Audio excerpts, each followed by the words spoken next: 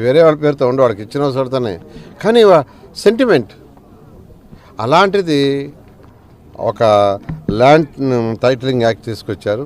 అంటే మొత్తం ప్రభుత్వం యొక్క ఆధ్వర్యంలో ఉంటుంది. అయితే ముఖ్యమంత్రి గారు ఎలక్షన్ ముందే చెప్పడం, దాన్ని క్యాన్సిల్ చేయడం జరిగింది. ఈ విధంగా ఇంతేకాదు అనేకమైన కార్యక్రమాలు, అంటే కేంద్రం నుంచి మనకు 15th ఫైనాన్స్ డబ్బులు ఎవ్రీ ఇయర్ వస్తాయి. అది కూడా సంవత్సరానికి 2 సార్లు వస్తాయి.